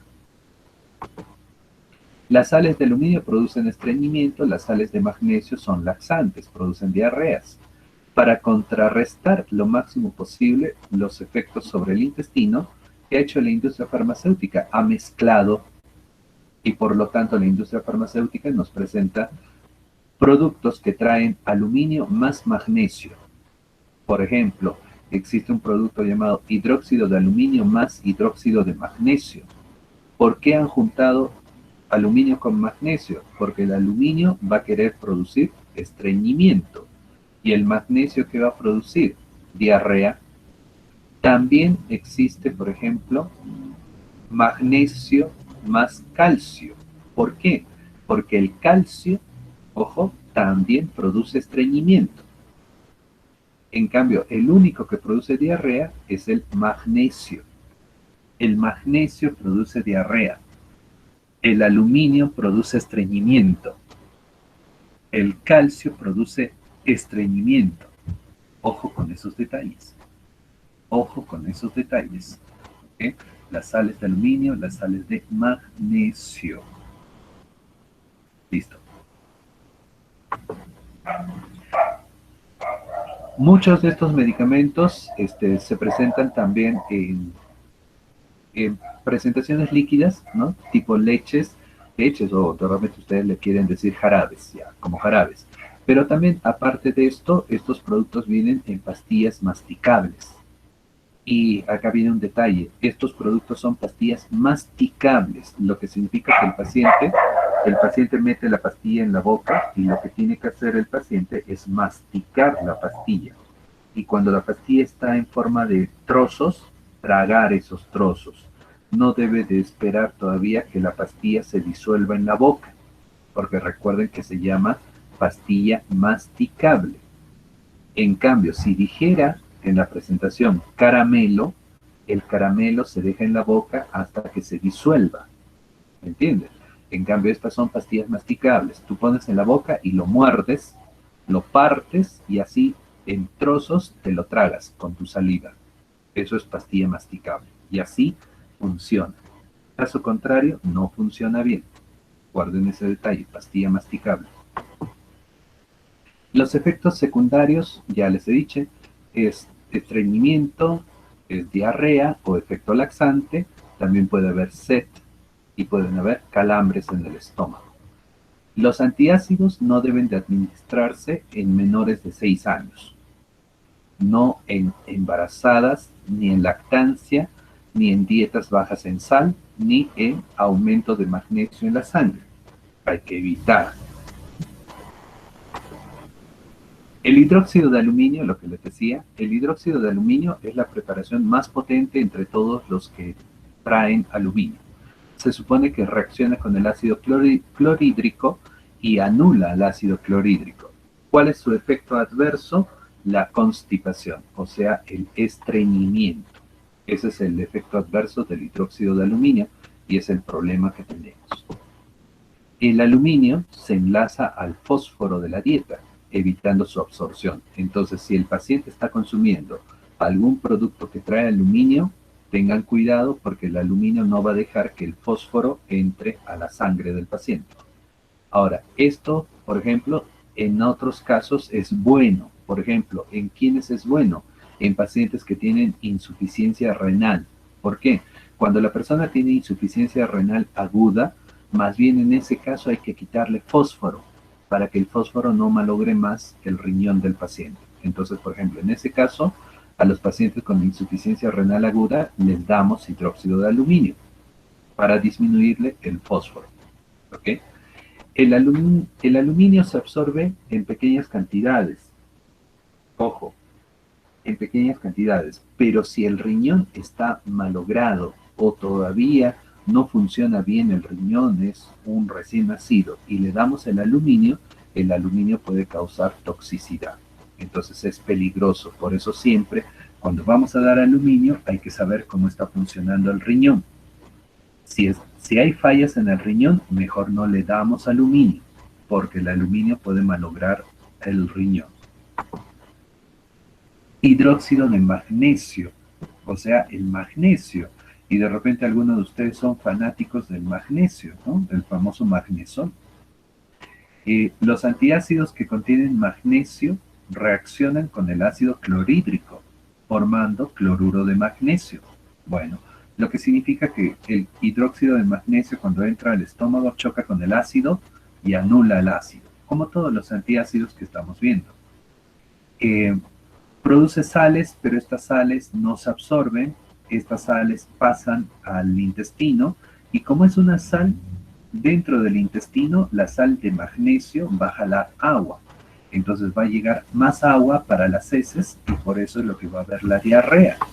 Ojo, aumenta la secreción de colecistoquinina. La colecistoquinina es una sustancia que trabaja en el sistema digestivo. ¿Y qué es lo que hace la colecistoquinina? Contrae la vesícula y aumenta la salida de bilis. El exceso de bilis en el intestino, ¿qué va a provocar? Diarrea. Entonces, este es otro mecanismo para que el magnesio produzca diarrea. Entonces, cada vez que una persona consume magnesio, ¿qué es lo que tiene? Diarreas. El magnesio es un laxante.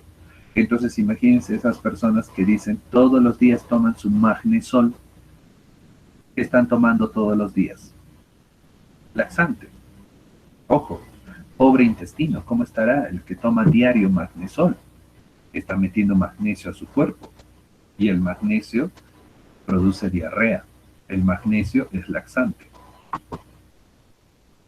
Ahora, lo que les decía, la industria farmacéutica que ha hecho, ha mezclado hidróxido de aluminio más hidróxido de magnesio. ¿Ok? ¿Para qué? Para que exista un antagonismo funcional en el estómago. ¿Por qué? A nivel del estómago, ¿qué va a pasar? El aluminio disminuye el movimiento del estómago, pero el magnesio aumenta el movimiento del estómago. Entonces ahí es donde ocurre la acción sinérgica de los dos. Entre los dos va a haber la competencia, ¿no? Uno disminuye, el otro aumenta, disminuye, aumenta, y entre los dos pelean y no pasa nada al estómago. El estómago sigue funcionando normal. Y a nivel del intestino, ¿qué pasa? El aluminio quiere producir estreñimiento, pero el magnesio quiere producir diarrea. Entonces empieza la pelea entre aluminio y magnesio. ¿Quién gana? Ninguno de los dos. Y por lo tanto el intestino sigue funcionando normal. Entonces por eso es lo que la industria farmacéutica los ha mezclado. ¿Ya? Y antes de pasar a y cuando lo mezclan, hidróxido de aluminio más hidróxido de magnesio, lo venden, por ejemplo, como el nombre de Milanta. Y de repente ustedes alguna vez han escuchado Milanta. El Milanta es la mezcla de hidróxido de aluminio más hidróxido de magnesio. Y así como el Milanta, existen otros productos similares. Así que lean qué cosa trae. ¿Ya? Si trae aluminio y magnesio, bueno, los han mezclado porque uno produce estreñimiento, el otro produce diarrea, entonces para que ya no le haga tanto daño al paciente. Pero ¿cuál es el problema? Son antiácidos. Ese momento que toma le va a calmar la acidez, pero después de unas horas va a volver la acidez y con mayor potencia. Entonces, no son cura de nada. Como dijo su compañero hace rato, son calmantes y por lo tanto el paciente con úlcera, gastritis, va a seguir con la úlcera, va a seguir con la gastritis, porque estos no curan nada. Muy bien. Ahora, ha salido la competencia de estos antiácidos y viene a ser el magaldrato. El magaldrato. Químicamente, ¿cómo se llama el magaldrato? El magaldrato viene a ser el complejo aluminato de magnesio hidratado con estructura reticular. Ese nombrecito que se maneja. Complejo aluminato de magnesio hidratado con estructura reticular.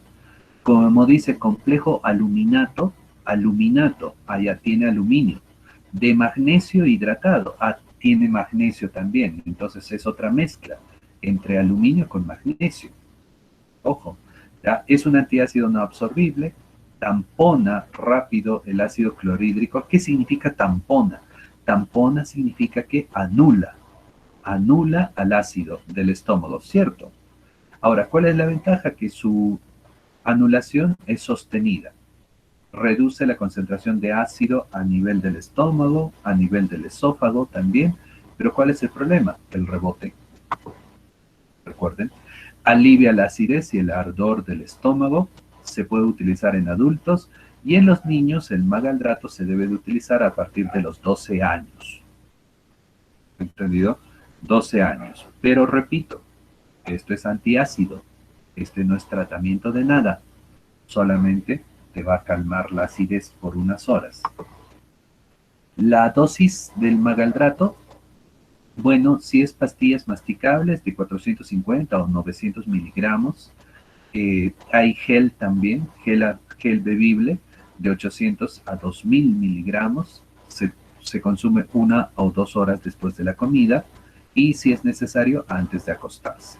Para los niños es de 400 a 900 miligramos 1 o 2 horas después de la comida, pero recordando que se usa en mayores de 12 años. La dosis máxima al día que puede soportar el paciente es de 8 gramos. 8 gramos, lo que significa 8000 miligramos. ¿Okay? 8 gramos al día. Entonces, saquen la cuenta porque está de moda utilizar magaldrato. ¿Por qué? Porque magaldrato cuesta más que el Milanta. Pero a las finales, ¿qué son? Lo mismo. Milanta trae hidróxido de aluminio más hidróxido de magnesio. Magaldrato, ¿qué trae? Complejo aluminato, o sea, aluminio más magnesio hidratado. O sea, aluminio y magnesio, es la misma cosa, solamente con diferentes nombres. ¿Entendido? ¿Ya? Con diferentes nombres, son antiácidos. Así que algo de especial. No, pues, no tiene. Contraindicaciones del magaldrato. Hipersensibilidad, es decir, que el paciente sea alérgico de repente al magnesio o alérgico al aluminio.